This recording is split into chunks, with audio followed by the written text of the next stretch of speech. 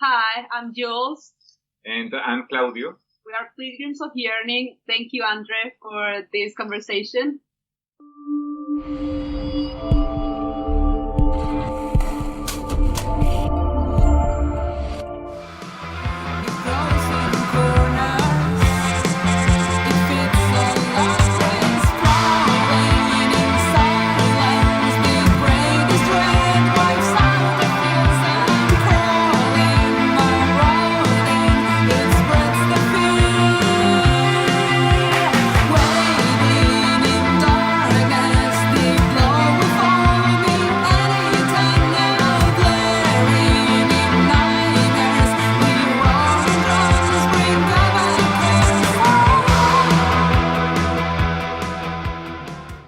Today with Jules and Claudio, now in Boston.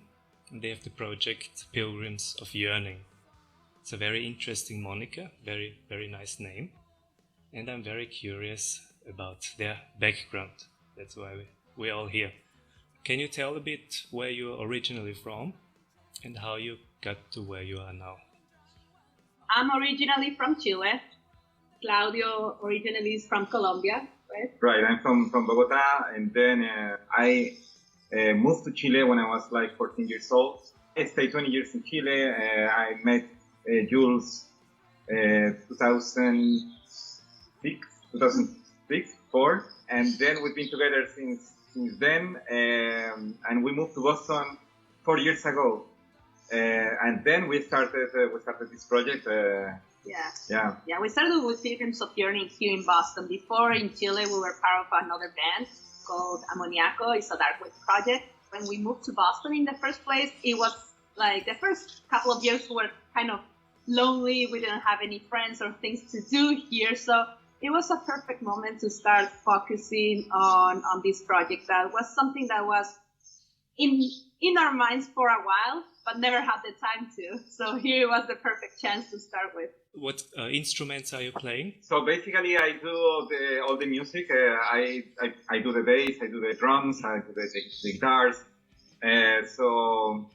And of course, we have a bass player, Sean. He cannot make it today, but it's his birthday. It's his birthday. Probably he can go right now.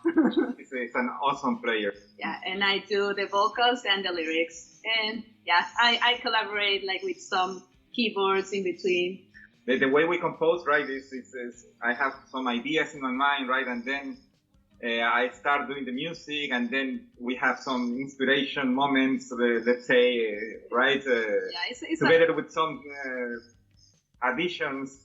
I would say like our composition process is a lot of back and forth. Like usually Claudio comes with an idea, then I take it and start taking the concept. Claudio like starts doing like progress in the song, but it's always like a conversation in between. Of course. What brought you to this music in the first place?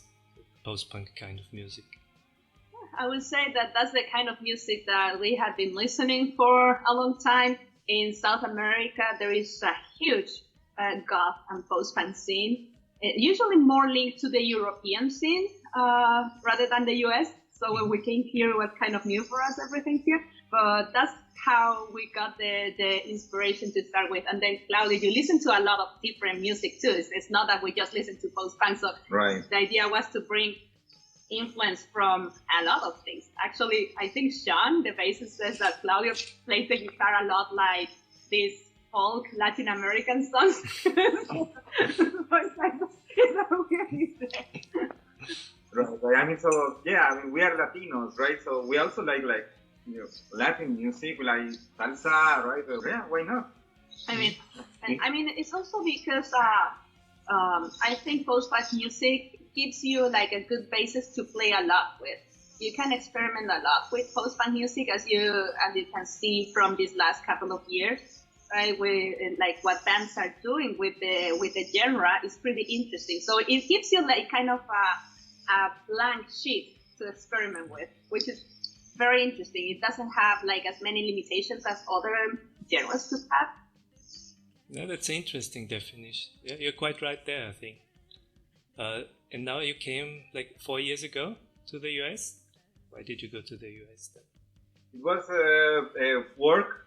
Actually, it was an opportunity for me to move from Chile. So we looked for Boston and was like, okay, it doesn't look bad, right? It looks like a very beautiful city. The architecture here is very, let's say, European. It's New England, so it's very beautiful. Yeah, it was funny because like when I was a kid, I never thought in living in the US, like the core of the evil empire and stuff. So, like when we thought about immigrate from Chile, right? We always thought in Europe, but for a thing like it was destiny, chance, whatever that we ended up here.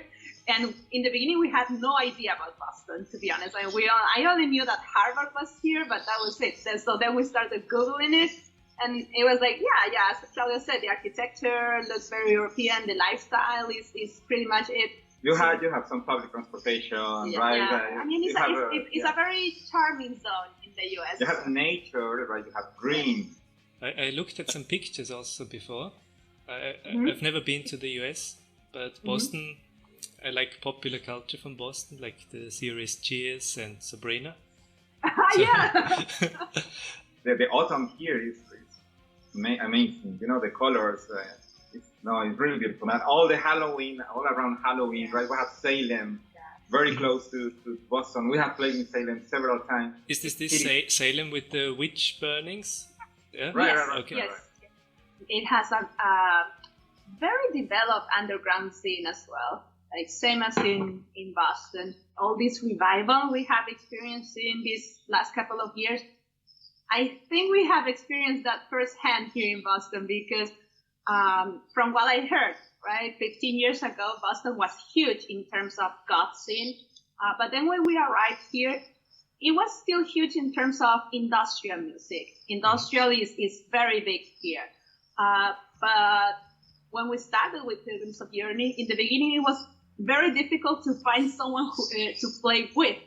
Oh. there were like two or three other bands here in the area, so we were like always the same people doing the shows. And we started not too long ago. We started playing live a little bit more than a year ago.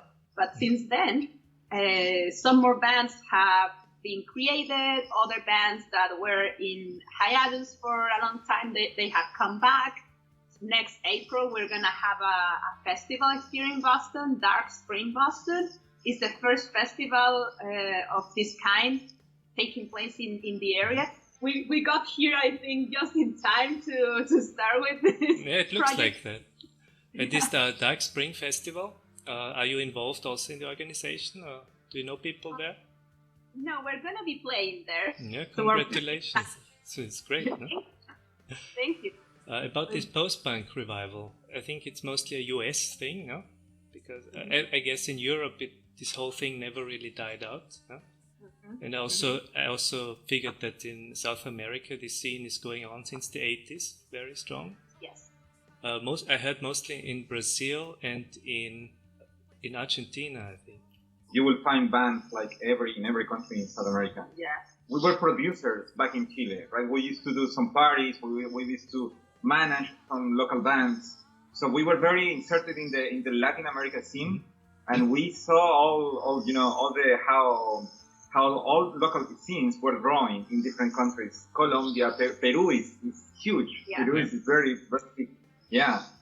Brazil, yes, as you say, right? Argentina, Chile as well. I don't know, Costa Rica also has very good bands. I mean, right, Costa Rica, right? So it's like... Yeah, and Mexico. I would say Mexico has the hugest scene in the world.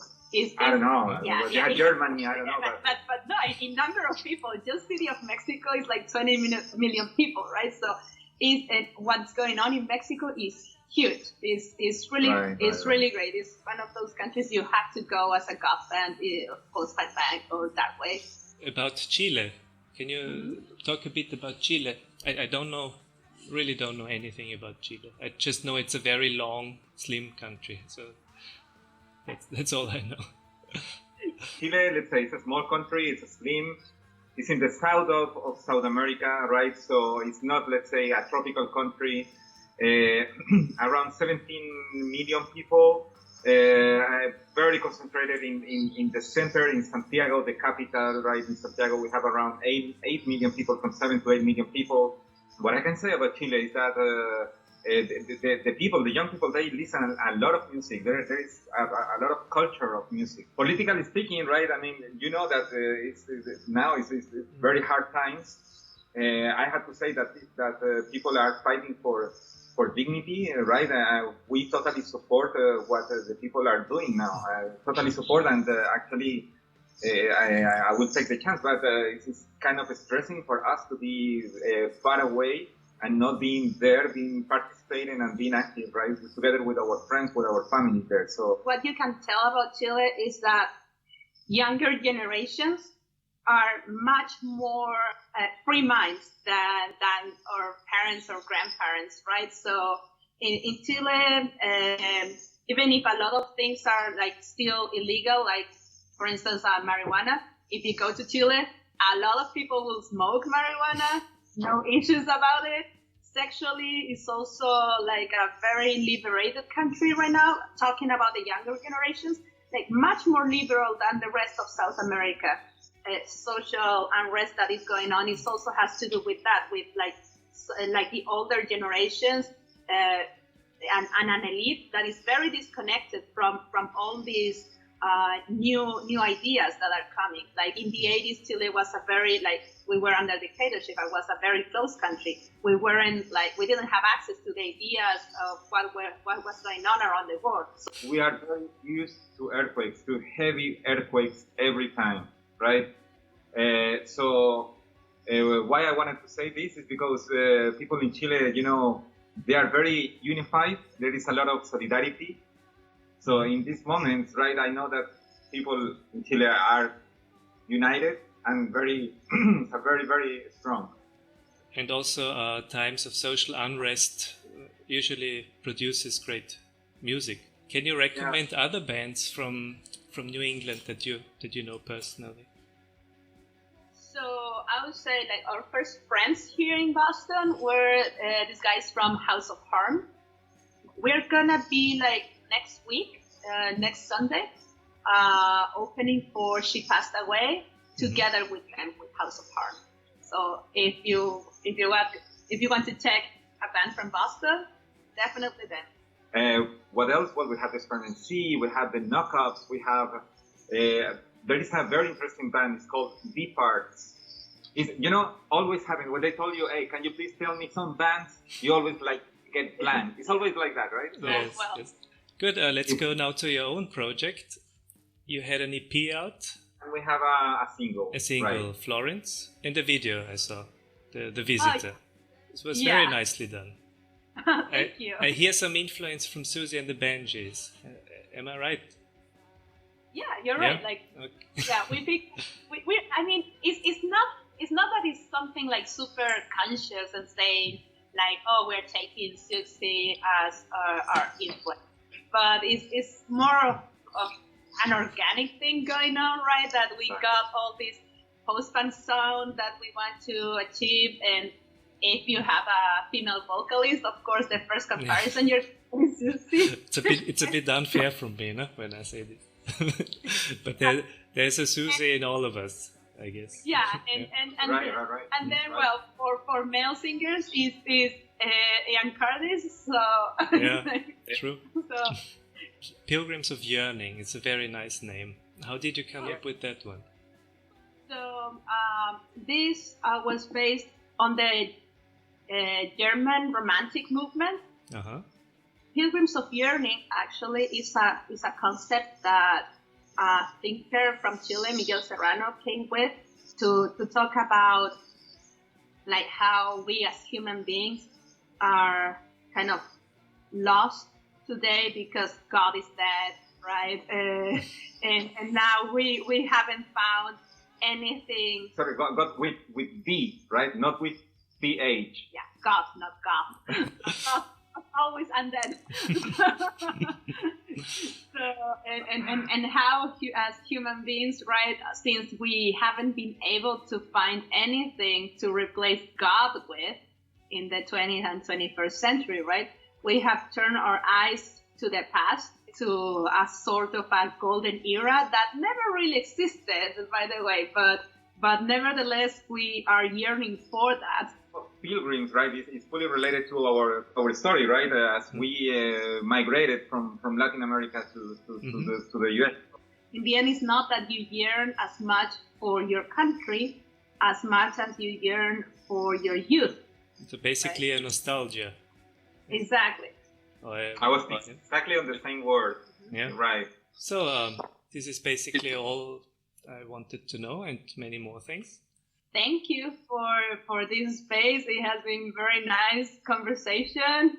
Nice meeting you in person finally. You too. and of course, we would love to play in Europe. We are looking forward for it. I mean, we are just releasing our first album now, right? It's great that we have seen a very good interest from many cities in Europe. So, of course, we are looking forward to play there. Thank you, Andre, for this interview. My pleasure. Thank you. Thank you. Good. Thank you very much. Bye-bye.